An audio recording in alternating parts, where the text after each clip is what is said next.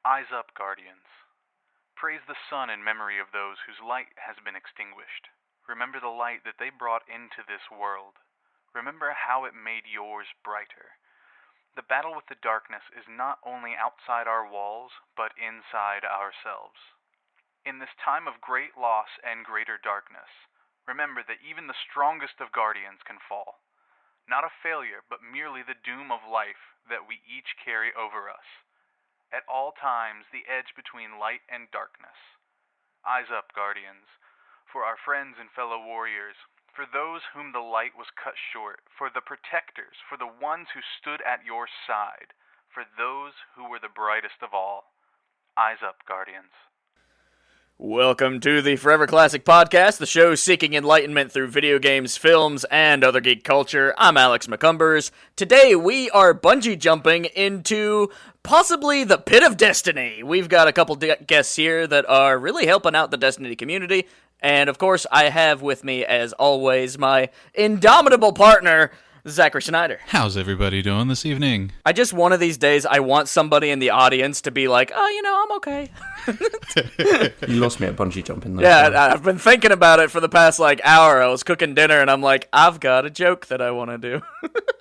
That was an awesome, I love it, yeah. So, guys, if you would introduce yourselves to our listeners, who are you, and what do you do, and why do we even have you here? I'm PandaDiscoParty, and I stream Destiny. Nice. Hi, I am Luna, aka Eyslunas on Twitch and PSN, etc. All across social media. I'm going to plug myself real early. Do it. So we are... Oh, damn. Oh, no. I've got, hyphens and stuff in my name. Damn. We'll have links. We are two Destiny PvP streamers. We are also from the same clan, Pause Clan. We've been playing Destiny 2 now together for years and years, and I founded Pause around 5 years ago, dude. So that's pretty much who we are and what we do and why we're here. Now, Zach, you're the one that discovered these guys because you've been hanging around the Destiny community for a while now, so tell me what your kind of perspective is on this. So I ran into these guys, I want to say it was just a random post on Reddit, because I was still looking for just groups to get into competitive, so I could get some glory to get into the Fabled rank for these Crucible Pinnacle weapons, just to knock out pieces of my Moments of Triumph for the 2019 Triumph. Yeah, and so basically it's gear you're chasing. Yeah, I was just chasing gear, Gotcha. Just trying to find some people to chill with, knock out what I needed to knock out, and kind of move on. And these guys were super chill. And then once they started streaming, all their people were very chill, and they kept staying very chill with their people. I'm saying chill a whole lot because, man, it was just really, really nice. And their people were cool. Everybody that hung out, they respected them.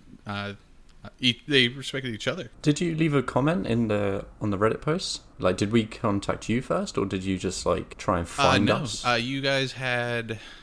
I don't remember what you were doing, but I ended up popping into your Discord, and then from there into your stream, and from there I just started talking. So the way I've kind of gathered this is these guys are helping people kind of fast-track the way through a portion of Destiny that's not necessarily the most fun, to get them into a particular rank to be able to get particular stuff. That's correct. Yeah, kind of. That's exactly what it is. So Gotcha. I guess it's not just a fast track though. It's more, there are people that just physically cannot do it, or they struggle so much, or they don't have a team to play with. So we are giving them that team. Gotcha. So what completely separates us from other guys, and I think partly the reason why we do have a blossoming community alongside us, is not only because we can do what we say we're going to do, but a lot of the time Bungie are hiding very powerful gear behind a very undesirable game mode.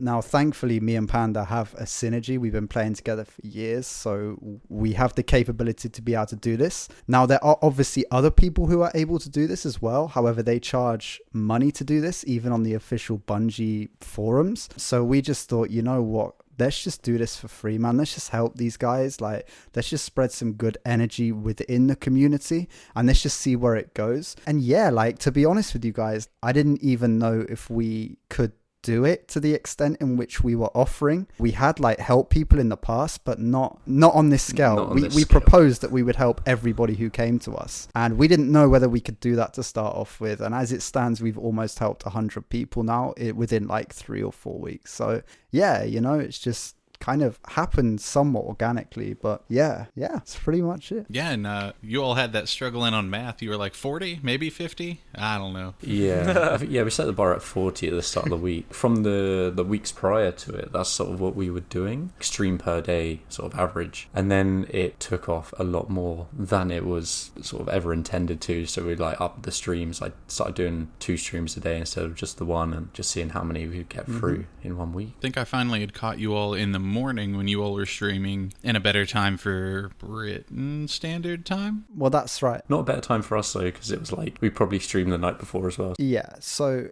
as like a general layout, guys, what we did was we had always helped kind of people in our clan in Destiny, and we'd help friends of ours get these weapons, and we kind of thought, you know what, there's not too much going on. The DLC had got put back. We both had some old Twitch accounts that we hadn't really used too much, and we just thought, you know what, let's fire up these Twitches and just kind of see what we can do with this. Within the first week, we both got affiliated on Twitch. Wow. We created a Discord, and then we kind of used the Discord as like a place where people could it was almost like a waiting room. Within weeks, that place has just transformed into a community where people are just LFGing for absolutely everything. And even when we've taken them to the certain rank and they've earned their gun, these guys are still hanging around and being active within this place. So it's just awesome vibes, dude. It's like everyone's gone in with the same mindset to the Discord, and it's like there's no egos in there. Everyone was looking for help in the first place, and now like they've come in and they're like, they can actually see that help there. So like everyone's like really relaxed, because it's like, oh man, I'm in this great place and I want it to be a great place. And so they're putting their own times into it, and it's just breeding this awesome little community. Now, what do you call the community as a whole? But this is something that I actually would like to talk on, because it kind of hit me within the past couple of days.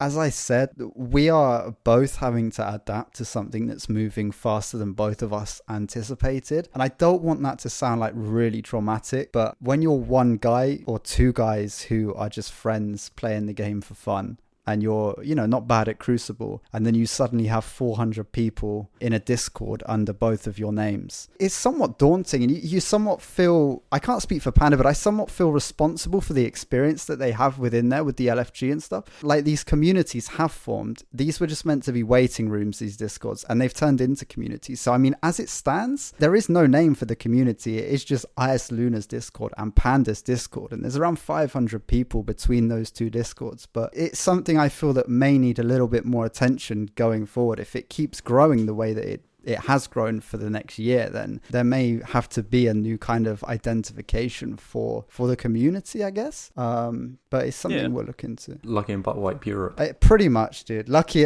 and butt wipe. Something that people can draw their banners on. There you go. Yeah, dude. Yeah. And we'll have links to, your guys' streams and the Discord and all that. That way people, if they want to come hang out with the Destiny community you're all building, then there'll be easily access to it. Oh, for sure, man. Yeah, definitely. And going into Shadowkeep as well, that's going to be huge, because, free to play, and there's going to be a whole bunch of people looking to check it out. And Shadowkeep comes out soon, yeah? Yeah, I think it put back to October 1st. And I think that's another thing that's just like really fucking exciting, dude. Is like this waiting room that we had for Fables turned into a community, and now I just can't wait to get into Shadowkeep with this community that we have at our fingertips. And it's just like there's going to be so many new experiences, and to like hear everybody's new experience on this, all the rumors, the secrets that come with a new DLC, it's just really, really exciting times right now, dude.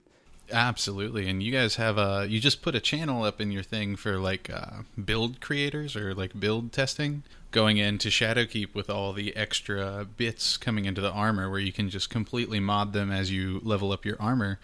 Will change basically into a type of MMO style for Destiny, more of an MMO than it has been. Yeah, the 2.0 armor system that they're rolling out is going to change quite a lot, hopefully. A lot more depth. Trying to like guide people, especially new to the game, like through that, because we had a bit of that in D1. Not to the extent it's going to be, but more than we have now. Absolutely, dude. So that was like one of my favorite things to do in D1. It's like trying to create that perfect build. It will add a whole new element to Crucible, won't it? Because you not only now have game sense, gameplay style, weapons and loadout, but you're also going to have how you choose to min and max your tier systems with regards to certain cooldowns, something which Destiny 2 has actually lacked from the start. So not only will it be interesting... And mod selection? Yeah, the mod selection. Not only will it be interesting to hear what these guys have found out, but it'll be interesting to find what works for us and then what we can pass on to new people that come through and what works in the Crucible. And I think, actually, going back to what you said, what do you name the community? I'd like to think personally, and I, obviously welcome Panda on board. We do come as a duo right now, but what I'd like to think of this community being overall is just kind of a Crucible school, if you will, like the kind of Crucible temple. Yeah. Obviously under our names, but I that's what I personally get satisfaction, because when we take these guys to Fable, dude, it's not just a case of log on, me and Panda are just gonna have fun for an hour and you're gonna sit there and shut up, get at the back of the map.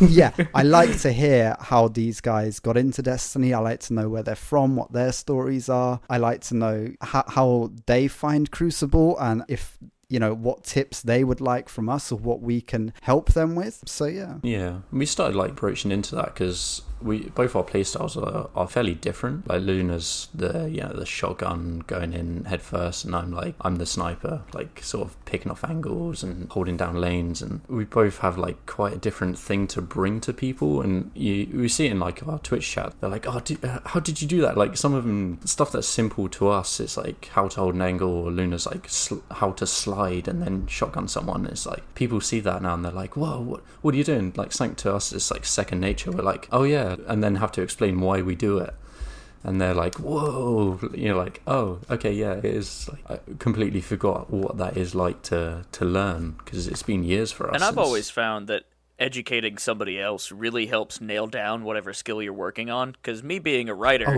one of the things that I love doing is taking on people that are like still learning how to write about games. And so for me being an editor over at marinersrock.com, I like bringing in those newbies, teaching them what to do, and then slowly shaping their voice and making them unique. Like, let me show you kind of the foundations, now you're off on your own. Absolutely, dude. Yeah. No, definitely.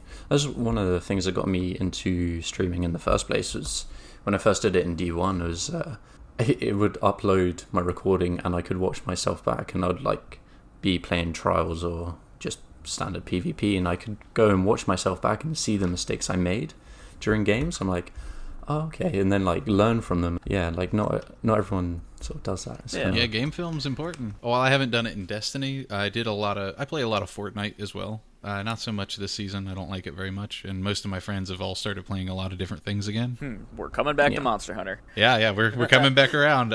So I would just record stuff and check out what I was doing and be like, damn, I really should have made this other move, and I gotta watch the next time so I don't make this same mistake. I think that's one of the best ways of learning, actually. I haven't been too in depth with that with Destiny, but with a game, say like Overwatch, which I'm a huge fan of. One of the biggest things in their community, as far as like being a tutor, is to watch back your own gameplay with a coach, and they can just point out mistakes, and then you can see it for yourself, and you kind of be like, oh shit, I can see this now, Because for new players, it's a lot of, we, like Panda said, we take for granted. We've been doing this for years now, dude. For new players, they find it hard enough to just play the match, let alone take on advice whilst they're playing. So to just watch it back and watch their own gameplay back whilst being sort of taught, is definitely a big plus, dude. It's a win, Zora.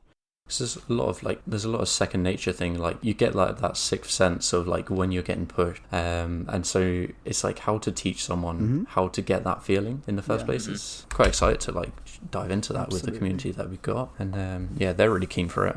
I get like DM messages of like, oh, can we do this, like this Crucible School thing? Yeah. I'm like, yeah, okay, cool. It's just, yeah. So I worked before this, other than all my other various jobs, I did acting for a while, and one of the things our dance sequence, like choreographers and everybody had done for us, we would get on our stage, perform it for practice, and they would just set up in the stands with a camera and record us. Then they would sit down and show us, they'd be like, this is where you're missing stuff. Visualize, like check out what's going on around you with the other people, and now that you know and you can see it and you can feel it, now go put it to the test again. Absolutely. So it translates into everything. Definitely, dude. Percussion really works well with that too. If you're doing any sort of drum routine or anything, if you film yourself, you can really start like catching, oh, you know, I was slightly off rhythm here. I missed this particular cymbal crash, and so that also really helps. Oh yeah, dude. I think it's a principle that can be applied across many arts and many forms, dude. I'm so excited to apply this to Destiny. Like that's all of this, every facet of this is just so exciting, dude. Let's just do it now. Like that's how I feel right now. It's just like, Let's jump into a game. Right, cut this out. Let's cut to the gameplay. I mean, if you can teach me how to do it, you're in good business because I'm not very good. Well, this is what I've been saying in my Discord. Like when I do it, I probably do it over the next week, and I would like Panda to hop in with me as well, but I do believe within like a 2 to 3 hour stream I could teach you things that would immediately improve your gameplay. And I mean, you know, that almost sounds like one of those things that pops up like an ad, like find out how to make $10,000 every 3 days. But like, you want to last longer? Yeah, all that simple stuff, like the amount of times that people just walk around the corner, it's like never walk around the corner, always like slide around the corner every single time. There's been people that we've carried, and I just know if I could just spend 5 minutes being the voice in their head, I could change the way they play this game forevermore. And it's not like they need a lot of what I find with a lot of like tutorial videos online is it just they try and teach you too advanced stuff, and it's just like, no, wait, we need to pull back a minute, dude. This is just natural game sense that you could apply to any game. You know, like I said, within an hour, 2 hours, 3 hours of me and Panda teaching you this stuff, you could just literally up your game, dude, and have huge success, and it would make Crucible a whole lot funner. Because I know some of the guys don't enjoy it because they just run in and they just, you know, keep running and rushing in and keep dying, and ultimately, like, you know, and then they get frustrated and it's like, why am I keep dying, and they just don't get it. Yeah, if we're there like to point it out. Like, I keep preaching it, dude, but you know, a lot of shooters, it really doesn't boil down to mechanical aim. It is just a game of chess. It's a game of knowing when to push, knowing when to pull back. And I don't want to get too deep into that now because I know it's not for everybody, but we will be covering this kind of stuff in the very near future. Now, have you guys done any like permanent video tutorials, or is it mostly stream based, or what's kind of your plan for something like, say somebody wants to watch a video and you guys like aren't online, but they want to learn some of the fundamentals? Do you have anything set up for that yet? No, I think it's going to be a case of doing like streaming while we try and teach people, and maybe edit that down to YouTube, or have like that stream uploaded to YouTube and sort of kind of go from there. I don't know. Yeah. Because, I mean, you are doing a lot of, like, personal education, but some of the more broader topics I think would make really excellent video topics. Definitely, dude. I think Panda pretty much nailed it and is in exactly the same mindset. Like, you have to remember, dude, that this is just such a part-time thing to me and Panda. And, like, the very little time we do have together, we are on stream. We spend, and I literally mean this, we have spent less than 5 minutes talking to each other, between each other, about this whole thing. Like everything you hear me and Panda talk about, we talk about it on air, because whenever we've both got free time, we're streaming. So yeah, like, I mean, obviously we've got the same views, and I think it will be a case of we'll just do it on Twitch, then we can have live interactions with people, then we can just edit it down and put it straight onto YouTube, dude. So, and also, like, if you stream the help, they can watch the stream while they're in the game with you and see what you see where your reticle's pointed, see like how you're doing it from your point of view, and then try and replicate it themselves. It's quite cool. Here's the next question. So just going to kind of back us back out of it just for a second. Mm-hmm. So what do you all do in real life that's not Destiny? So I'm 29 right now. I was a bit of a nightmare growing up. I finally kind of found what my forte was when I was around 25, 24. I started making a bit of money online via social media and stuff like that, and just decided, okay, I'm going to go into university, looked at the courses, found a marketing communications degree, consumer psychology, stuff like that. And I've literally just finished that now. That was a 4-year degree. I finished that around a month and a half ago, and got straight into streaming with Panda directly after that. And I told myself I'm not going to look for any other kind of job or work, career-based stuff until my graduation ceremony in November. So I do what I do online to get by, what I've always done, bits and pieces online, kind of marketing sort of stuff, making money. So yeah, that's pretty much, streaming and just tinkering about with the Discord, as well as my own little bits and pieces online, is kind of what takes my time up and keeps me content right now. So yeah, that's pretty much me. I'll let Panda go now. Well, congratulations on university. Yeah, congrats, man. Thank you ever so much, dude. Yeah, and I'm a chef. Been a chef for over a decade now. Worked in sort of various places, small pubs, Michelin star, hotel, you name it, I've pretty much been there. What's your favorite dish that you make? Oh, that's always the question, isn't it? Or at least your favorite, technique. I like Italian. It's simplistic, just good ingredients. Carbonara, probably my to-go-to at home. Yeah, it's just, simple, good. Because I'm a grill guy. I love anything I can grill. Hell yeah! Anything you can do one-handed and hold a beer. That's my ideal. You got me. It's my ideal form in the kitchen. Who says you need to hold your beer? They make hats for that. They do. Yeah. Oh my god, I need one. That's what, since leaving school, 16, and I did culinary school, but I was kind of trying to work full-time at the same time as doing college. College was only 2 days a week, I was 7 days a week somewhat cooking. And then it turned into a job, and just haven't left since. Just moving around England and cooking. That's awesome. Yeah, it's been awesome. We just had the famous Gordon Ramsay and Guy Fieri in Juneau not too long ago. Damn, so that was pretty neat. Gordon Ramsay's huge nice. in America now, dude. I see him pop up on all kinds of YouTube videos. Yeah, crazy, dude.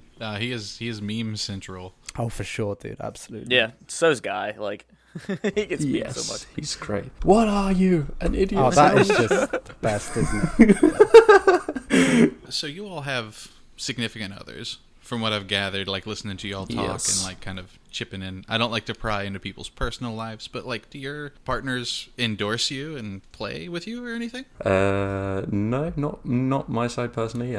She sort of, her limit's probably Candy Crush. It's still a game. That's still a game. It still counts. It's not my favorite game, but it's still a game. Personally, and I mean this, it sounds so corny, but I've been just so blessed, dude. It took me over 20 years, but I have finally met somebody who I actually set out when I went to university. I was like, I'm not going to settle for another girl, unless she likes video games and shares a passion, because it is just such a big deal for me, dude. Since I was 5, video games have been huge. And luckily I met this little girl. That sounds wrong. I met this lady. Jesus. Yeah, I met this Edit that out. She's actually from Singapore, but she came. Well, she's half Singapore, half English. She came and lived in the UK when she was 20, and we met whilst I was at university. She grew up playing StarCraft and stuff like that. I introduced her to Destiny. She got a PS4. We play Overwatch together. We now play Destiny. She's now max power level, and for the first time ever, thanks to Yams, who is a member in our Discord, we ran her through her first raid last night, actually, which was The Last Wish, and she got the 1,000 voices, which is a very sought after weapon. It takes some people up to 30 weeks running all 3 characters. That's 90 tries. I don't even have it. Yeah, I don't even have it, dude. That's awesome. And one last thing about this lady is she is responsible for everything you see on my Twitch, such as the emotes on my info page for subs, the sub badges, Panda's emotes, which she's currently working on right now. She has a degree in neuroscience, but she is also an artist. So I am just the most blessed guy on earth, dude, because I can play as much as I want, and I will always be grateful for that. So yeah, my wife is very similar. She's really really into things like, she likes The Sims and she likes Tomb Raider, but she really likes some of the big ticket PS4 titles. Like, she was really into The Last Guardian when it first came out, and we kind of went gaga over Horizon Zero Dawn, even though we never finished it. So she's more into anime than anything else, but she does like games pretty well. That's so awesome, dude. That is so cool. Have you ever tried her with Destiny, or? No, not Destiny. I've really tried to get her into Monster Hunter, but that's not been something she's into. But maybe Destiny's where we go next. I don't know. We'll see. Yeah, hell yeah, dude. Oh man. We really like Smite. We played a lot of Smite. Smite's really cool, dude. Yeah, that's quite easy. Yeah, our dog is named after that one character. Her name's Nemesis. She's a tiny chihuahua. I love it, dude. And then, Zach, you get to play too, right? Yeah. Yeah, Lauren plays pretty much everything with me. She's not super into Monster Hunter as much, mostly because she looks at it like, oh man, you're killing all those beautiful monsters. What's wrong with you, you monster? Well, next time you talk to her, tell her that I got to chat with the lady that does all the marketing for NAS, which includes Disgaea, so we'll try to get you guys some stuff. Now, she's really into some Disgaea. We really play a lot of stuff together. Really into some cute stuff. Like, we're playing Animal Crossing Pocket Camp on the phone right now, and she's all into it. We're just counting down the days for the new one. I'm so excited for that one. I might have to pick it up if you guys are into it. Like, I've never sat down and went through any of the Animal Crossings, but this new one on the Switch with some crafting stuff, I could be into that. Yeah, Sounds crafting good. is a time sink for me. So what really made you guys decide to duo up into Destiny? Like, was it your clan? Was it just you guys became really good friends? Were you friends in real life before this? No. No. What do you mean, like stream? Let me give it the whole story. The whole story, dude. Yeah, let's go for it. So I found it. Can we get like a little chime? I'll do half, and Panda will finish me off. Oi. Oh my. Oi, oi.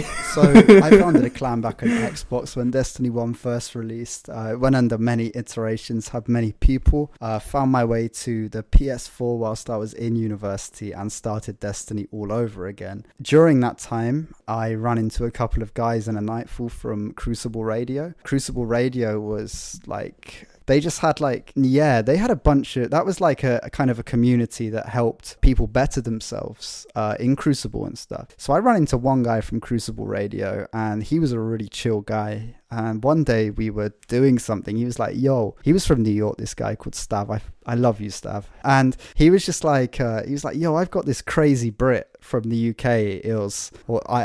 Luna.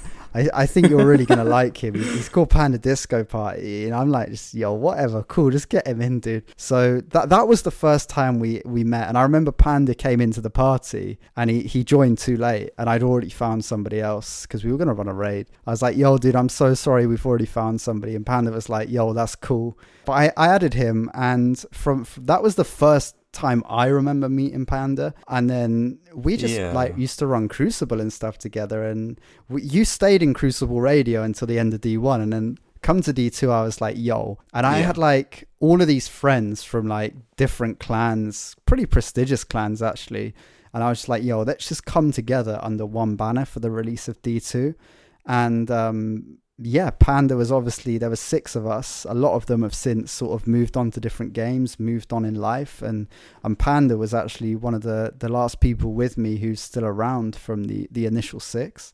And Panda, you can take it away, dude. Finish it off if you want. Well, that's sort of it. Like, we just carried on playing together. We had like we have our own Discord and stuff. And we kind of, from D2, we were like, okay, let's try and just open the doors, open the floodgates, get as many people in that want to be in a clan to start off D2. And so we got up to like 100 people, like basically maxed the clan out, and then spent like the first part of D2 just sort of working out, you know, who's who, and just sort of trying to build our own little group. And a lot of those people from the start of D2 have hung around and now playing with them for over 2.5 years or so. We have like a great bunch of people. So like in regards to your question, how did we come together and start doing this? It would be like, I always used to like PvE a little bit, but it kind of just moved to PvP, and a lot of the people in the clan still play PvE. You know, me and Panda were just like, you know what, quick play's getting a little bit boring.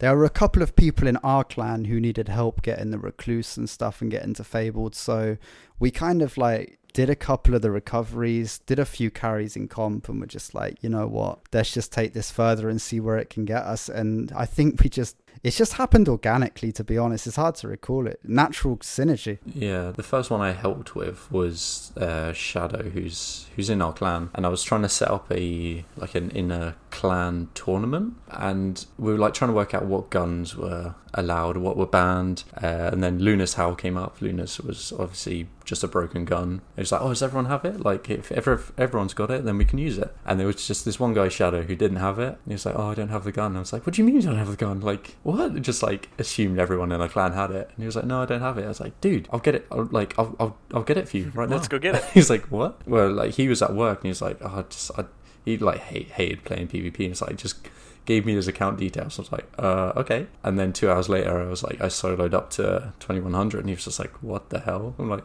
oh, okay. And I was like, man, that was really fun. And then just like, yeah, we started doing it on our own accounts, and then yeah, just helping people. I was just sort of bored, didn't know what to do, and it's like all I liked was PvP really, because PvP is different every time you play it. It's just like jumping around other people's discords, like, does anyone want help getting to Fable? You know, kind of just sitting here in orbit. And then yeah, ended up like just helping people out, and then yeah, Luna did it, and just over a month ago now, it's sort of in, oh, maybe we should like stream this. And we started streaming it, started like just going on LFG. It's like, does anyone want help to Fabled? And then yeah, we were just like trying to help people, and it got to the point where we were helping people, and then we're struggling to find people to help. Like, we had like times we were sat in orbit just going, does anyone want help? And it was just like, we're just sitting there like, there's no one. So that ultimately led to like the Reddit posts and being like, look, we need people, because I had a week off work coming up. I'm like, we're gonna like make a thing of this. Yeah, make it a week thing, a marathon.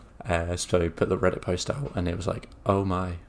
And it just went a bit nuts. Now, have you guys got to meet up and outside of the game? We have. We actually have, dude. We went to an Italian restaurant in my hometown, and it still amazes me. Actually, Panda's the only guy that I've ever met off of online gaming. I was it was my day off work, and I was looking for a new butter at work, as you do as a chef, and I heard about this guy who's like on a farm somewhere, and he's like making this new butter, and it's supposed to be amazing. I was like, oh dude, like, so I was like messaging him Instagram, and he was like, oh dude, can I come see it? And he told me where it was, and I was like, that's near where Luna lives. So I texted him, I was like, dude, are you around? And so like down in the morning, go to see this guy, like try a load of butter, and then go meet that buttery voice man. Luna. That's awesome. Let me tell you now, bro. I'm sorry, this is a long little segment, but I've got to say, there is nothing fucking weirder in this world, bro, than speaking to somebody for 4 years on a microphone and then hearing that voice in person. It is one of the trippiest fucking things I've ever done in my life. I spent the entirety of those few hours when we met. We went for an Italian, we shared glasses of wine, we went to a pub, had a few beers. Like, I spent that entirety of that time saying, bro, I can't believe you're a real person. So if you do have a friend that you play with online and shit, dude, you have got to meet up with them, because it is just so fucking funny. And we will do it again, definitely, bro. Like, now all of this. Oh, 100%. Yeah, exactly. Well, you're getting married soon. Will be at the wedding. There's a guy that I've played with for a couple of years. I met him back in Call of Duty Ghosts. I think that's the first time I got like really into like clanning up and doing really much of anything. It was near the end of college for me. I've been playing with this guy for years now, easily since like 2012, 2013. I never really knew a whole lot about him till one night. I don't know if Alex was at the house that night or not, because we went to school together. Could have been. We were just sitting there one night, and one of my roommates, Travis, was just like, "Holy, what do you do?" His screen name was Holy Fist 1. He's like, I'm a radiologist, man. We were like, no shit. He's like, oh yeah. We're like, you're not that old, are you? He's like, dude, I'm like fucking 55. He's like, what are you talking about? Damn. So this guy was in Washington, D.C., and I'm about an hour and a half out, so he's up there for a medical conference. I had to go to work one day, and I had an hour and a half, 2 hours to kill, so we met up and had barbecue before I went to work. This dude's huge. He's like an ex-Marine. Doesn't look like an old man at all. Doesn't sound like an old man. He's fun as shit. And Hell That's yeah, awesome. dude. It's Yeah. always different than what you Damn. expect, dude. I swear, like Yeah, of it's course. nuts. like I find Yeah. myself to be a pretty tall, broad guy, and Holy had me eclipsed easily. Well, I thought I was fucking tall, dude. I'm about 6 foot, and then I walked up to Panda, and I think you had about an inch on me, son. I don't know. Yeah, Yeah, I I'm couldn't like believe 6'1", it. I couldn't 6'2". fucking believe it, dude. So it's awesome. Yeah. That's the weirdest thing, seeing how Yeah. tall someone is in real life. I just Oh, damn. I was in PAX West and I met Jaywitz, the guy that does all the Pokemon stuff, briefly in the Nintendo line. We were waiting to play Zelda. Neither of us got in, Yeah. I don't think, because we both had like things to do and it took way too long to get into Zelda. But anyways, Jaywitz is a very, very tall fella. And then I met the guy that does another YouTube show called Stop Skeletons from Fighting, which I also really recommend. He does a lot of weird, like, obscure retro things. And he's, like, just slightly shorter than me, and I was so happy. Because I'm, like, 5'6", maybe a little extra.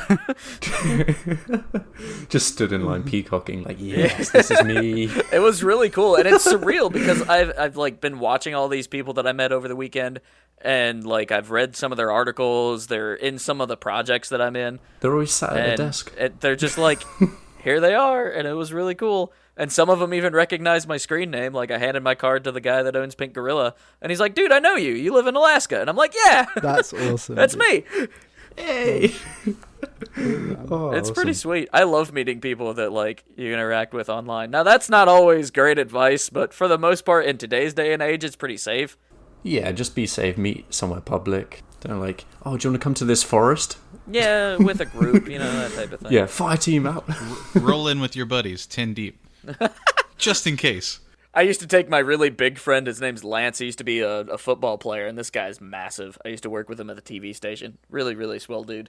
I like wanted to buy some game stuff off a guy, and we like go into this little town, and I'm like, "Are you doing anything right now?" He's like, "No," and I'm like, "Do you want to come with me to make this transaction?" And he's like, "Yeah." I'm like, "I don't need you to do anything. I just need you to stand there and look scary." Just look muscly. And we did, and there was no issues with it. Like, I don't think there would have been anyways, but it's never a bad idea to have a big guy with you. I mean, I shaved, bro. I was wishing Panda would try something on me still. Nah, I'm only... You can cut that out. The first time you met me, I didn't have a beard. No, the first time you met me, I was- did. And now I switched. 'cause Yeah. I've just shaved. And that's the old switcheroo. That's due to my work, though. Like, my old job, I wasn't allowed to have any facial hair whatsoever. Yeah, and now I can, so I've, like, completely rebelled and just grown the biggest bushy thing I can. With the question of all your, like, fabled running and stuff, do you plan to continue this into Shadowkeep? Absolutely, dude.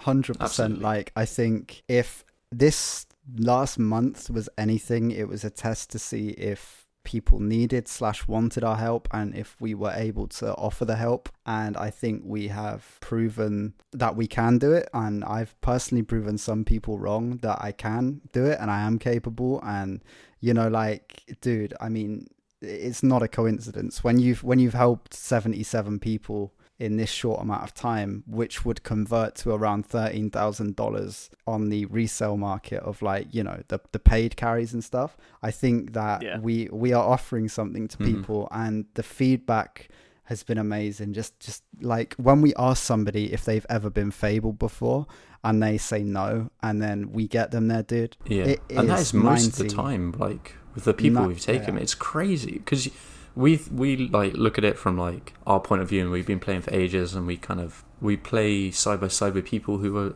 are just as good, like if not better, like. And so then suddenly you've got people that are like, oh no, I've never hit 2100. You're like, that's still a thing? Like, what? Oh my god! And I think that's like what could. Yeah, and it just feels great, dude. Like, it feels great to help those people, and that's something I want to take into Shadowkeep, dude. I want to keep growing what we've got going at a steady pace and a sensible pace. And there's just no reason not to, dude. It's the best feeling in the world. So we will definitely be doing this into Shadowkeep, man. And I want to take what we've got and just take the whole community and just have a great time with them and share it. Yeah. The best way to like keep building a community is just to keep helping them. You just selflessly help someone, and you'll build a community. That's Now, it. what are you most excited for when it comes to Shadowkeep? 90 RPM snipers being able to headshot supers. When it Shadowkeep, I think there's so, dude, you know what? There's so many things. I think This is probably the most hyped I've been for a DLC in D2.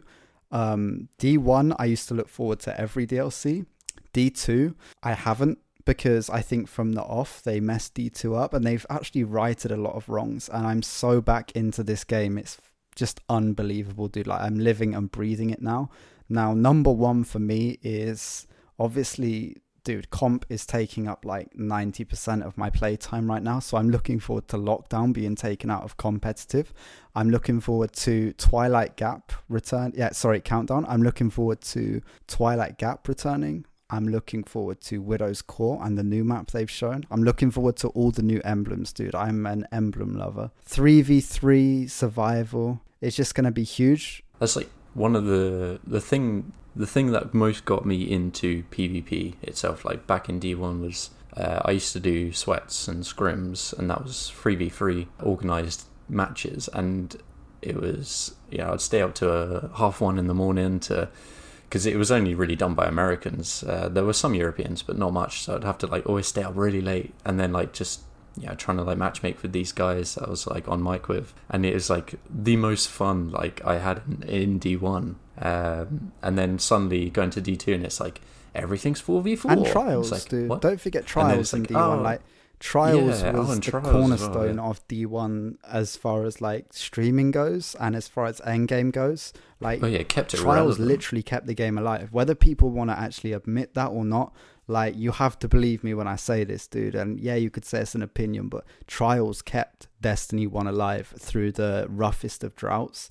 And I think the return of 3v3 survival is just absolutely so important for Destiny 2's like a PvP fan base. And when it comes to like streaming, you got to think of the implications that has to what we're doing right now. So it is now going to be me, Panda, and one other person. Now that makes it a hell of a lot easier for us, dude. Like, just from my days back in D1 helping with trials and stuff, like instead of having to keep an eye on two people and sort of coach them as we're playing and progressing through the ladder, we just have to keep an eye on one person now. And I think that can really lend itself to some great coaching in-game, as well as just some great experiences for the people that are coming along with us. Yeah, I absolutely think you guys will get some great footage, like you were saying, record live, cut it, edit it into YouTube later. When it goes into 3v3, I think you'll have excellent results for your Crucible School videos. Yeah, 3v3 is like a whole different piece as well, and there's a lot to learn, because every mistake you make in 3v3 is so much more impactful than 4v4 as well. So it's like, it's going to come down to those sort of things where like learning the basics and rotations, and pushing as a team, taking the advantage when it arises. So it's like you really have to learn those things to actually succeed at 3v3. There's a reason that Bungie put 4v4 in, guys. Don't get it mistaken. It was just absolutely for the casual fan base. 3v3 is hardcore, it's cutthroat, and it's gonna, in some ways it'll make it a better experience for us just having one other person. But in other ways, if somebody knows how to play the game, it's a lot easier to punish one pick. So it's gonna bring a whole new definition and a whole new meaning to play your life. And that means, dude, just you can't die pretty much. Don't take any risks. If you're going to commit, you need to be able to commit in an engagement. And personally, that makes my adrenaline go, and it's why I love this game, and it's why I love PvP. So hell yeah, dude, fucking bring on Shadowkeep, dude. And I'll be more relevant as a sniper because I can get the first pick. This is why Panda is my boy, dude. Hell yeah. Now you all have done. No, yeah, it's so. But it's like, it makes us play together to like as a team. Like us two, like how we play together means so much more in 3v3 than it does in 4v4. So Panda gets the first pick, and then I get a pinch, capitalize on that pick, play that orb. I don't want to get too in depth on like strats in this podcast because it's just a bit too deep. But it's just. This is what we are looking forward to in Shadowkeep, essentially, to answer your question. It just sounds like we'll have to have you back another time to talk strats. More than happy, dude. Hell yeah. Once Shadowkeep's out and everybody knows absolutely. what they're doing, and maybe Zach can poke me into this game. Can you do crossplay with PC yet? Is that a thing? Is that going to be a thing? Not crossplay, cross-save. Oh, right. Thankfully. I mean, I have a PS4, I guess, but... But yeah, it's a whole nother monster for PC. You get all that precision of the mouse. Yeah, it's real. I bought it on a whim because I was like, well, I kind of want to just shoot something. And then I think I spent like 9 hours playing Destiny 2 on PC right when it came out, and I'm like, uh-oh. Well, that's the thing, isn't it? It plays so much better on a PC, and like now I've decided to fully commit to the streaming thing. I'm actually going to go out and buy my first big rig next month. And I'm just like so tempted, dude. It's like the apple in the Garden of Eden. I'm so tempted to buy Destiny 2 for PC, but I'm not going to do it, dude, because, just get yourself a really good capture card. That's pretty much. It'll work That's out. pretty much what I'm going to do, because it just plays completely different. So yeah. So what did you like better, D1 PvP or D2 PvP? D2, as it is now. When it launched, no, but how it is now, I prefer D2. Yeah, I think for me personally, I say this through gritted teeth, and if any of my close like guys online are hearing this, they're gonna be like, Ills, Ills is like what I used to.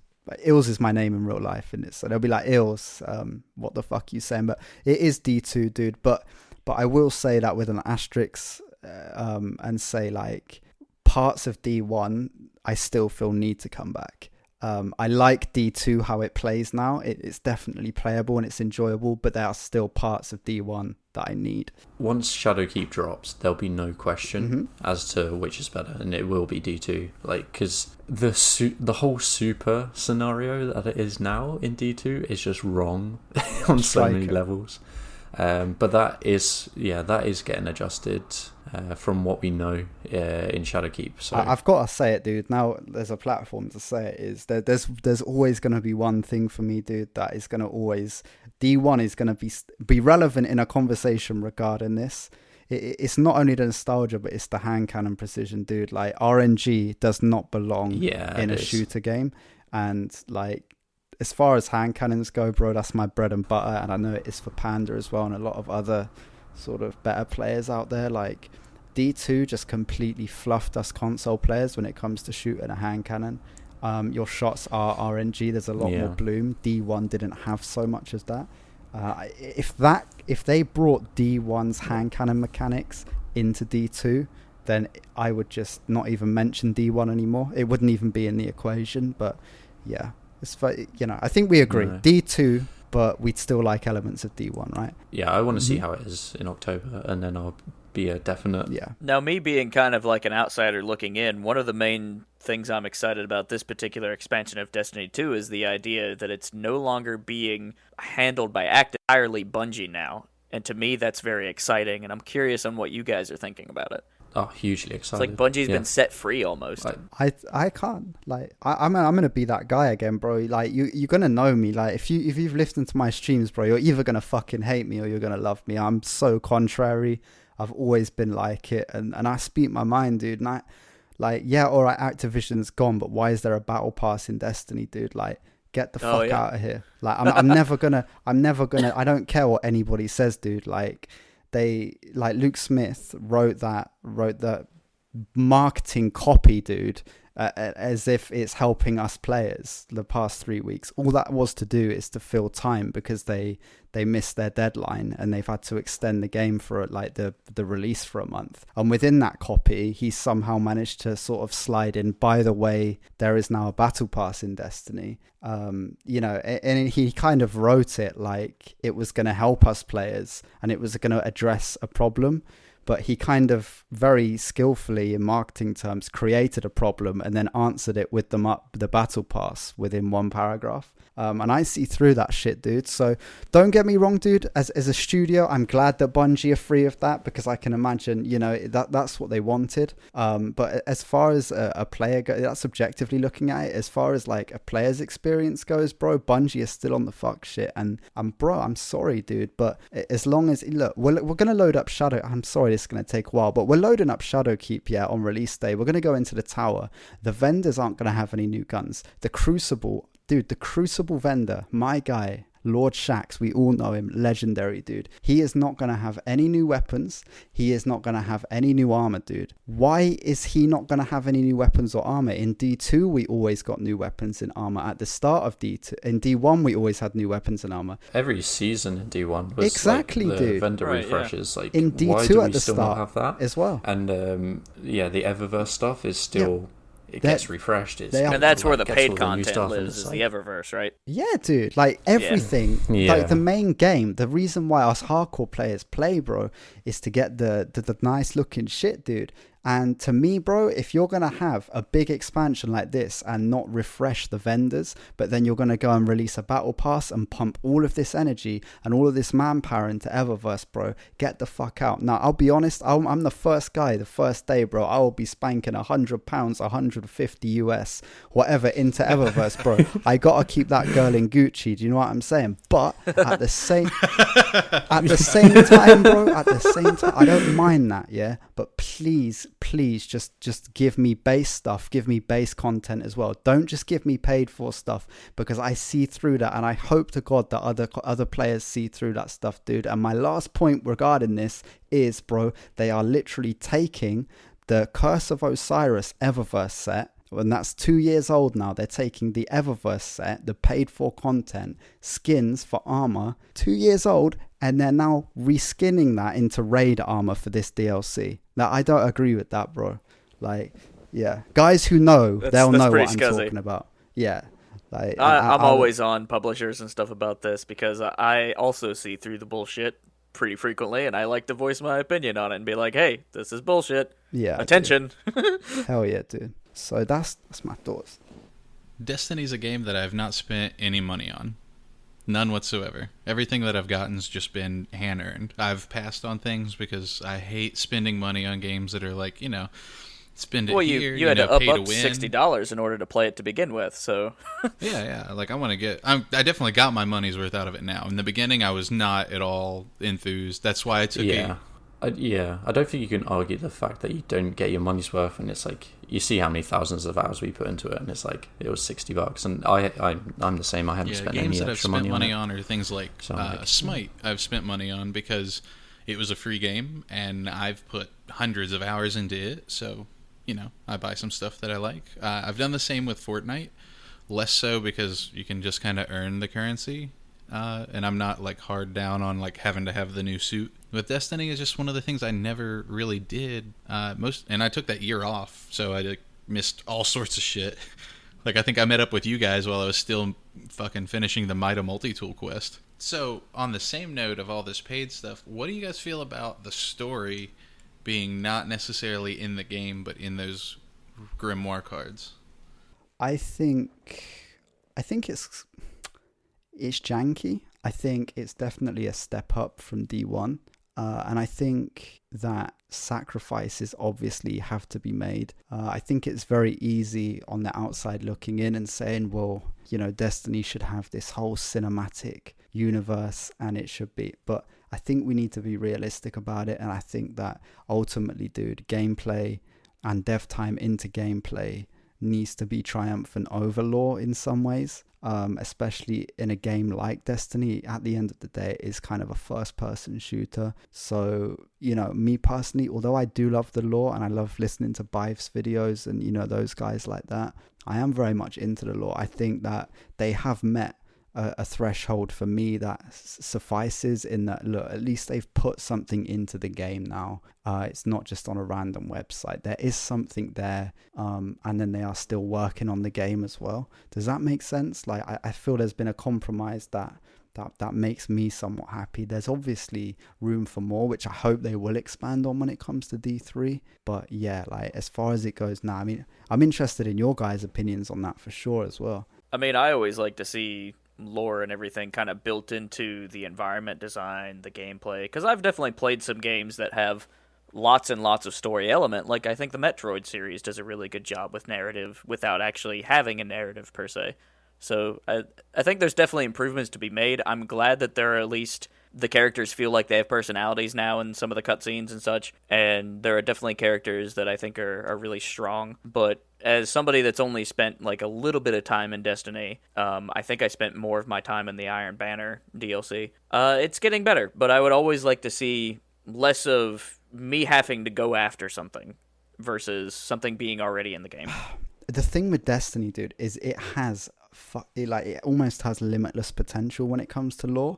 And when you do dig a little bit deeper and go down the rabbit hole a little bit further and actually discover what is going on under the bonnet, you just think it's a damn shame that it's not actually on the surface, right? Yeah, it needs to be presented in the game. Even if it's like, you got like the loading screens going into some planet, like just have something there, like just popping up, like a bit of grimoire information, or you go into your Triumphs page and stuff, and there's got like the trees of the grimoire and the story, and it leads through. Like, there's so much more you could do with that.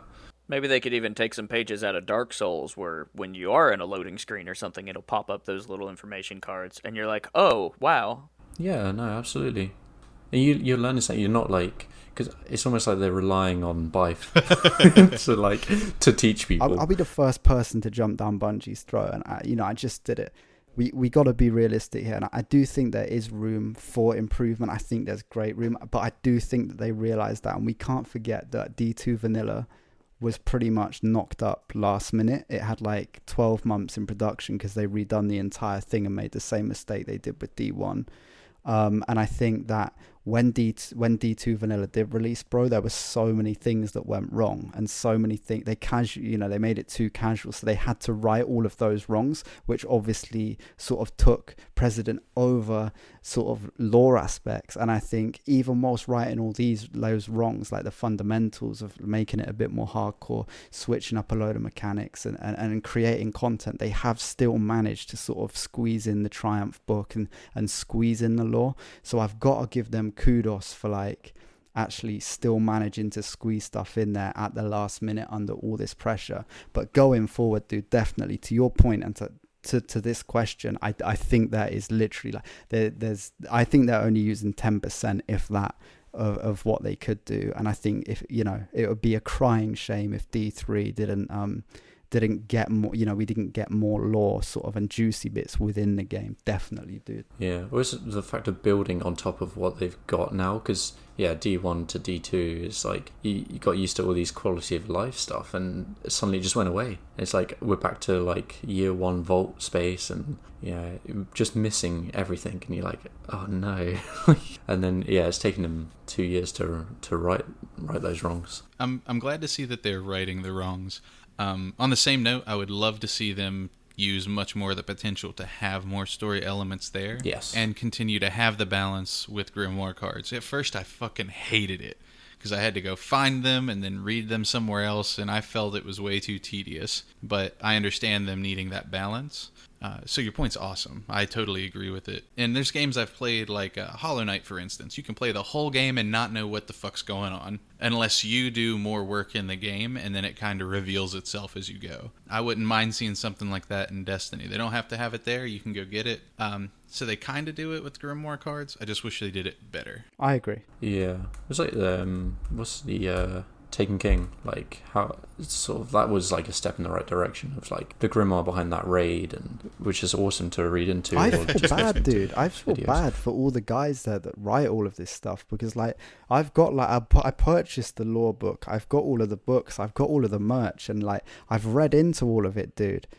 Some of it, like sword logic and all of the lore behind the Hive and the Fallen with their ether, and it's amazing writing. Some of it, like some of the stories is like, and all of it is just fantastic, dude. And I just feel like it falls on deaf ears to so many people who aren't going to take that extra step. And I just feel like, why aren't you doing it? But then I feel like we kind of addressed why they're not doing it, and I believe they would like to do it if they could, but sort of logistically, I think it's just sort of wrong time. Oh, exactly. Going forward into new light and stuff. We'll just have to see, and I think that's what is so exciting, dude. Destiny is not stale right now.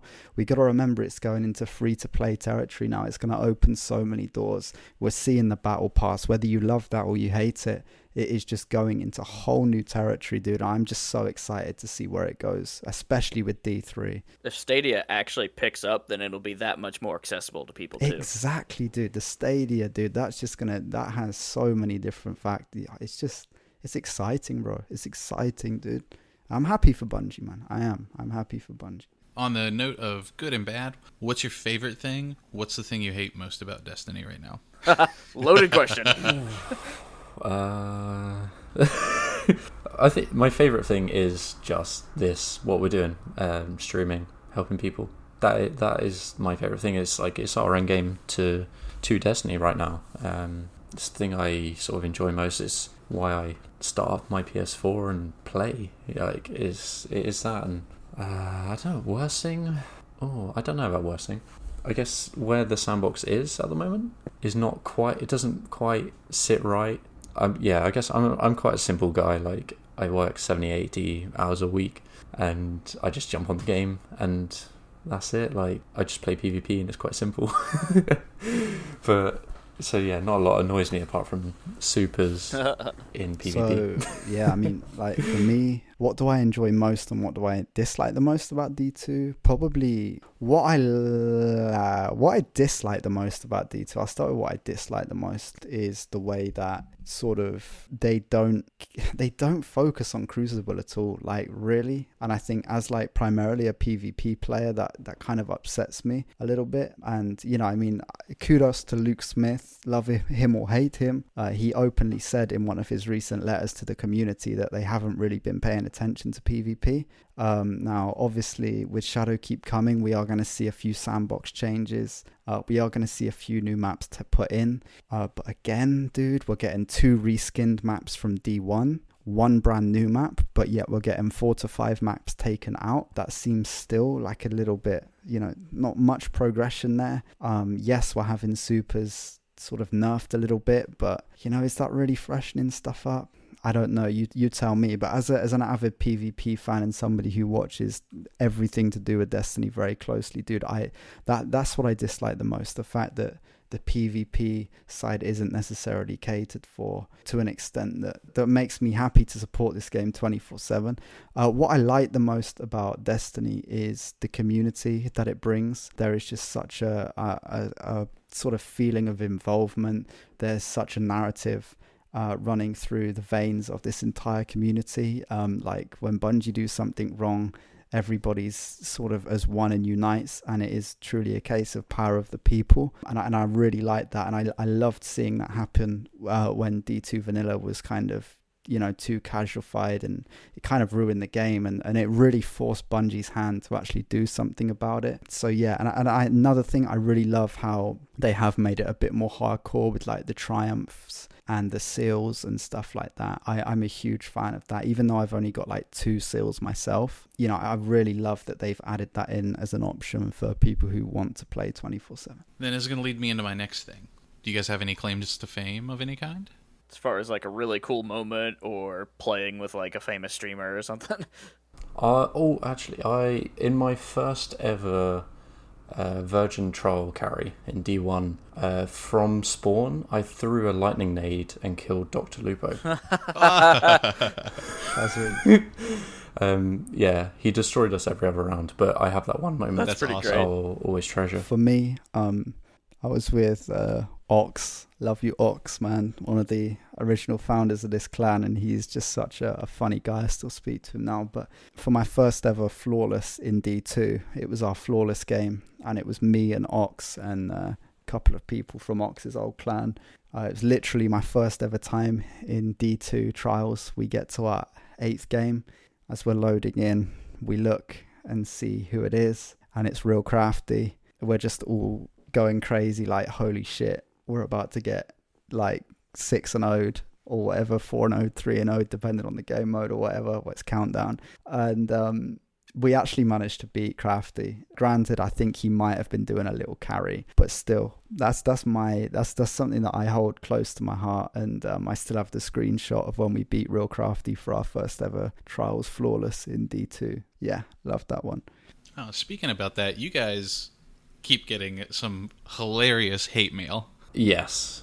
Yeah, it started channels, like both our Discords now have channels dedicated to the hate mail that we get. Just messages that come in PlayStation. Some of it's hilarious. Yeah, dude, like... I always get the one with the pretty lady that's like, hey. What was the guy that sent you one recently? Was it ended up with like how shame? Oh yeah, I know. I got that. That was a German guy, dude. Oh god. There's a guy that said, "Bad enough that you play Titan, so honorless on top, just poor."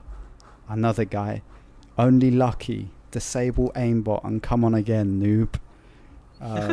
They are just PSN blocked and reported. PSN blocked and reported. Wow. I've got one of my favourite ones. Congratulations to be so brave. The coward genetic is impossible to change. Rat ever will be rat. That is just priceless. Rat ever will be rat. They're never English, That's so one of my they always favourites. just sound so funny when we translate. I'll report you thousands of times until you're banned. FXXX. If you guys ever like get your own office or something where all you're Report. doing is this kind of Destiny community shit, you gotta get rat will always be rat on a plaque. Yeah, it's going on my tombstone, dude. That could be your mascot. It could include the rats. I should say though, like one of the hate mails that I received and put into the Discord channel was actually received about 4 months ago, and I'd since changed my name to Eyslunas. And the guy who sent me the hate mail is actually one of the top people in the UK. It turns out that last night when I was streaming, he entered my chat, or 2 nights ago he entered my chat and was like saying what's up, and ended up following me. So it's funny, dude, how the haters, they turn around and follow you at the end of the day. Yeah. They don't quite realise who they've messaged. It is funny. We get it from streamers, like when we play against streamers as well. Some of them get a bit annoyed because they're like all confident going into it, and then they face us. They don't know who we are. Like, we're very small, and then and then the match ensues, and they start raging. Which, yeah, if we were bigger streamers, they wouldn't necessarily do. Yeah. You guys are on your way to being big streamers at this rate. Yeah, it's How many subs are you guys up to now? Oh god, Like a couple hundred. yeah. Well, hang on. Well, No, I'm on we've like been 110. we've been affiliated for about a month now, right, Panda? We pretty much did it at the same time, and I think we're both. Well, I can't speak for you, but I'm on around 150, 160 paid subs, which is that's incredible. Like the amount of support we've been shown, it's just like you hear about guys that have been going for years, and it's like, oh yeah, I've got like 20 subs, and it's like, dude, we've been doing this like 2 weeks, and we've got like 5 times that. I think it's the community angle that's really helping you guys, because it's not like you're jumping on Fiverr and be like, yo, for 10 I'll teach you how to do this. You're like, oh, we're just doing it, come on in, and people are like, man, these guys deserve something.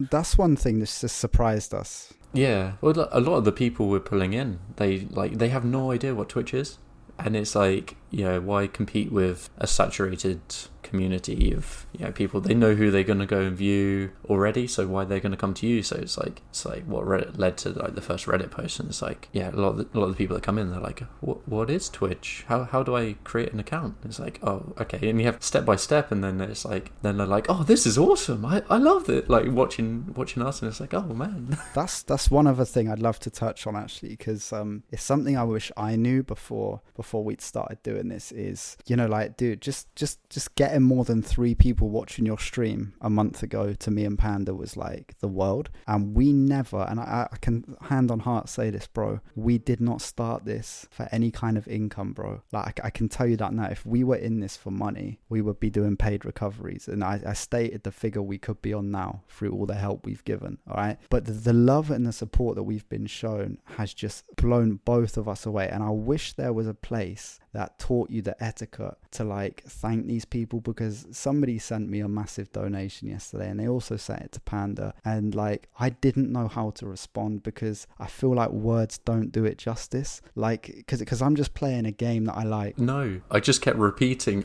thank you. Yeah, like we're just doing what we like doing. Just, I think it was the one moment that sticks out is for Silver, like the for Silver moment that ever will be meme moment for our channels, and it was like our third, fourth stream, and this guy Silver in our chat, 110 subs between the two of us he gifted. Oh my gosh. and it was 110 between us in a week, and we were like, what's happening? And we're just sitting there like loading into a game, just like shaking because it was like, how do you thank somebody for that when you're in the middle of a game, dude? That's a large sum of money, dude, and like it's just, that's something I really struggle with, is when somebody like sends me bits or sends me a sub or gives me a follow, just being in the chat means so much, and just being involved with us and getting involved and actually, enjoying your time. And like, I want to thank you for that. But like, when somebody actually goes out of their way to like actually send you money and stuff, it just, I can't put it into words. It's just like, thank you so much, but I feel like it's not enough. Do you know what I mean? So like, to everybody that has supported us, like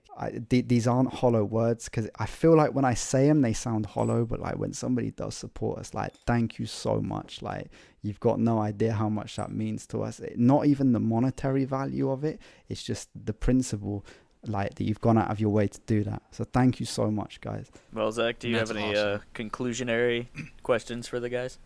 Just two silly ones. One, how did it feel when you were elbowing that guardian to death the other night? Bro. I tell you what it is, like, I love them guys, and for the longest I've been after the movie of the week emblem.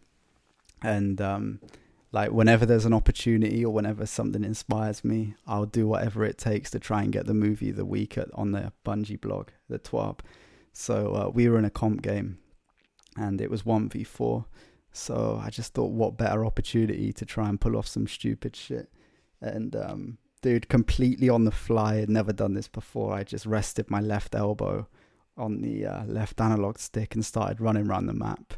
And it was fucking awesome, dude. I killed this guy with my elbow 3 times. And I'm so salty I didn't get movie of the week, because personally I think that's quite a fucking achievement. I'm not gonna lie. I tried to snipe with my toes and it didn't go well.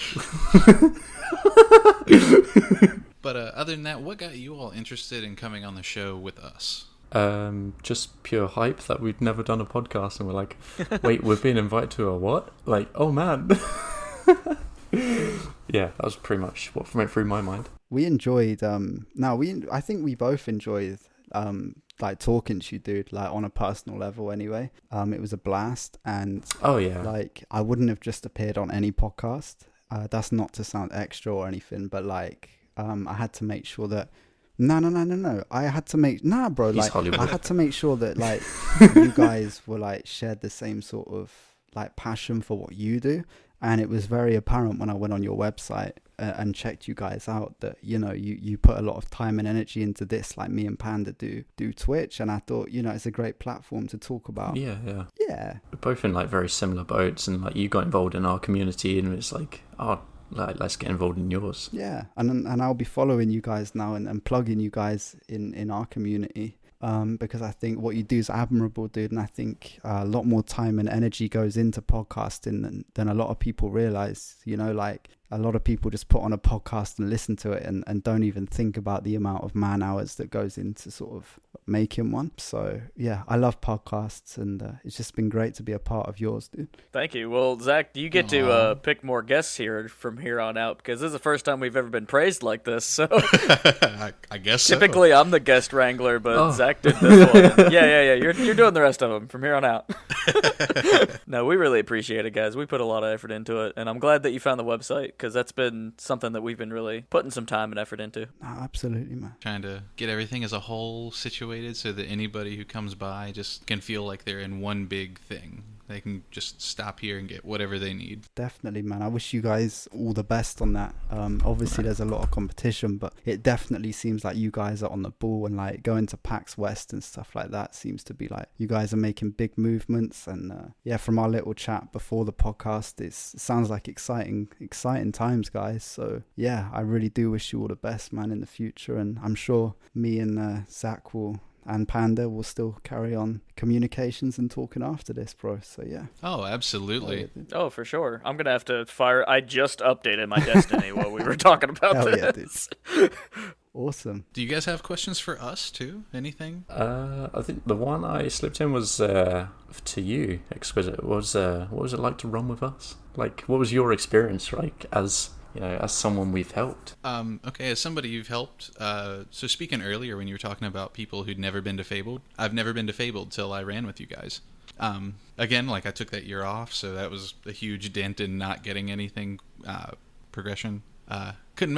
Couldn't get any of that done, and I would probably, honestly, never would have. I'd have been struggling up till the end of the season for these triumphs to get there, and when I found you guys, I just watched for a while. I try to creep on people until I figure out if they're like wholesome, if they're cool, or if they're just gonna like break bad and be this like asshole underneath like later on. And you guys weren't, and it was awesome. It was such a good feeling, and your whole community was great. Like checking out the people in the chat, everybody likes talking to each other, like they recognize each other's names, and that felt awesome. And then being able to like hop in the game with you all, like winning that raffle was kind of like I just threw in for it one night, like eating a bowl of cereal, and fucking got the hit and was like, oh god, I gotta actually get ready.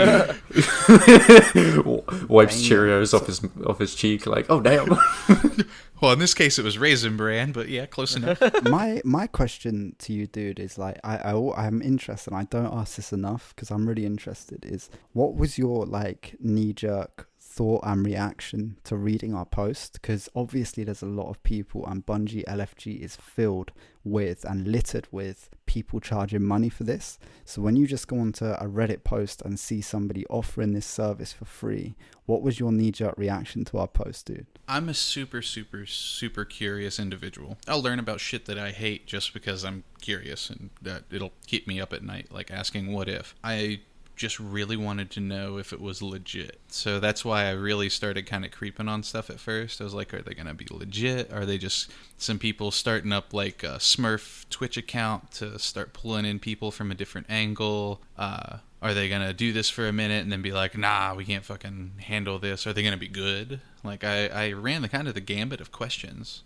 Mm-hmm. Okay, interesting. I like to hear it. That's fucking awesome, dude. And I'm glad that we fulfilled your dreams, and you exceeded that expectation and beyond, and you're still growing. It's gonna be fun to see what happens next with you guys as far as like the growth of the community, and now that we're going into this big expansion, like where's that energy gonna be? It's exciting. Yeah, just announced we're doing a 24-hour Fable Help stream. Yeah, 16th of September. 16th of September. Yeah, 16th. So that is the next big hurdle that we're gonna try and stay up for 24 hours helping people. I've done it. It's I've hard. never stayed up for 24 hours, dude. I don't think so. This is gonna be hella interesting for me. When you're there, eat right. Make sure you've got plenty of liquids and everything. Take a break every now and again, because we do Extra Life and the big like charity marathons, and those are typically centered around these really long 24-hour stretches. And it's not easy. Have some backup plans. Yeah, actually, that's one thing I'd love to do as well. Is like some sort of charity stream. And well, hey, we can set you up with Extra Life real quick. I mean, I don't know if there's any children's miracle networks in where you guys are at. Well, I think there might be. Yeah, that's in the UK. A lot of the stuff's US based, and it's like, oh man. But yeah, we'll have to look into it over here. And yeah, there's anything close to your heart, Panda, I'll be happy to. Yeah, I thought. Yeah. Yeah, we'll look into that, bro. Definitely. When this 24-hour bad boy's out the way, we'll venture into that kind of thing.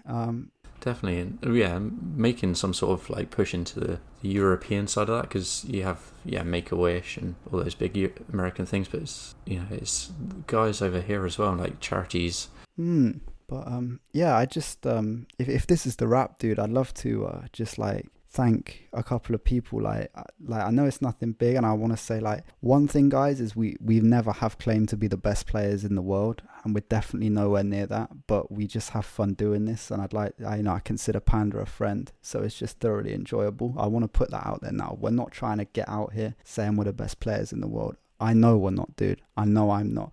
I've played against some really good players, and it's like, oh no. We get our asses beat, dude. Like, another thing is, I'd like to thank Silver. Hell yeah. Not just for it's not just for the monetary thing, dude. It's just for kind of that early support that a lot of people don't get lucky enough to have. And it gave us like an opportunity to like, like create a meme out of it, and just, it really made that week like that much more real for us, and I think set in stone that this is something we want to follow. And I'd also like to thank, this is the last one, Giant Gingerbeard Daryl, for getting me into streaming. And dude, like, we're so new to this. We're nothing special at all, bro. But it's something that I probably wouldn't have explored if he hadn't have mentioned it to me. And I know he's listening to this right now. So, thank you so much, bro. And obviously Panda for being a good friend for the last few years. And we have fun doing this. And my fiance for letting me play. And Exquisite for inviting me onto the podcast. And that's me done. I love you guys. Yeah. I'll just echo everything Luna just said. And yeah, I've got, one guy, Mike, in my chat. He's like from before the week and just sort of been there, like one of my first ever like just consistent viewers. Thank you, dude. And then everyone we've met who's just graced us with like their own skills as well. Like we've got I don't want to start listing names, but we've got people in the community of like who are putting in their own time to help us, whether it's like graphic design or creating videos, montages, like all those guys. Like, thank you so much. Hang on. I don't. If there's like, don't feel that you're not recognized if your name hasn't been said. Like, it's not that we can't go and list 400 people.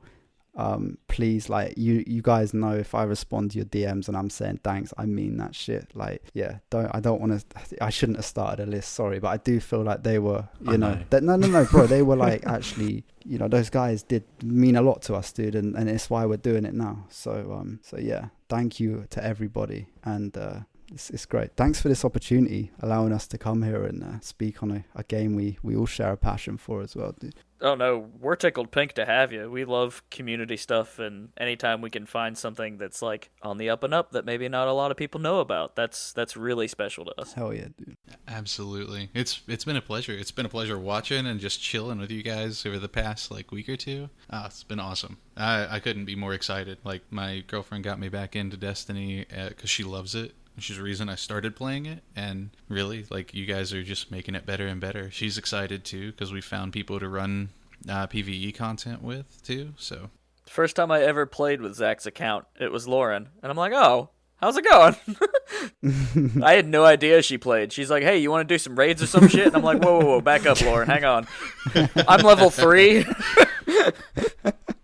That's fucking just firing at Crota's face. Come on. But yeah, no, I want to thank you guys for coming on. You guys have been awesome. Like, this has been an awesome episode. I've been hyped for it for like a week. This is all he's talked about since right before I left for PAX.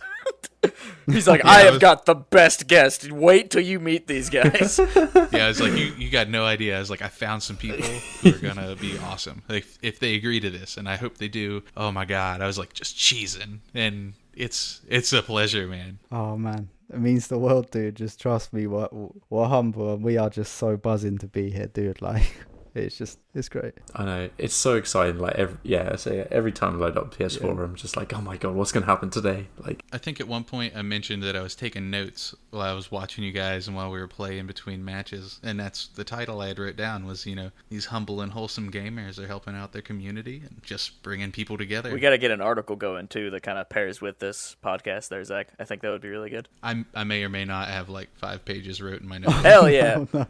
Already on it. Oh my God. This is awesome. All right. Yeah. So I guess this is kind of like an obvious question, but if people wanted to find you guys on the internet, where might they do that? For me, it is everything is Eysluna, EYSLUA. Hang on, I might have said that wrong. I've been sipping for silver. I've been sipping wine for silver. It's EYSLUNAS. Eyslunas, bro. It will be in the title of this podcast, I hope. All of my social media is there. Feel free. It was my personal stuff, some of it, but I've just wiped it. So come take a look inside my life, dude. Let's just grow this community and have some fun, dude. Check me out. Twitch.tv Eyslunas. If you need any help with Destiny, I got you. I'm a bit more spread out because I started creating my social medias and discovered that there's someone out there that also likes the name PandaDiscoParty. I don't know who. Like, who else thought of that name? So yeah, Twitter is PDiscoParty. Instagram it is PandaDiscoParty. YouTube is PandaDiscoParty. And then Twitch is Panda_DiscoParty. Panda, I'm in the same boat as you for that. I am Exquisite Liar on everything except for Twitter, because there's a bot setting on Exquisite Liar's name. No. So I'm Exquisite_Liar. Ooh. And I petition Twitch like every couple months to give me that profile. You know, if you can claim the domain of a name, you can actually go straight to Twitch and claim it and get a blue tick next to it. Did you guys know that? No, we're going to have to pick your brain on that after this. Yeah, I can speak to you. Anything to do with like marketing your stuff, especially SEO and anything to do with branded content and ticks and stuff like that, I can help you with. But yeah, my God. We'll talk about that at a later date if you want. And of course, if you're looking for me, it's the number 4 Forever Classic 105 as my personal Twitter. If you're looking for our joint Twitter, it's ForeverXClassic. And then ForeverClassicGames.com is probably the main hub for most things. We do have a Patreon. You're welcome to check it out. We need to be better about putting stuff on there. We have the YouTube. We've got the Twitch channel. We've got this podcast, which is available on SoundCloud, Spotify, iTunes, probably a couple other places, if we're being honest. So if you like what we do, find us up. Send us an email at theforeverclassicpodcast@gmail.com. Interact with us directly. You can send us hate mail. We can put it in a Discord. That would be really fun.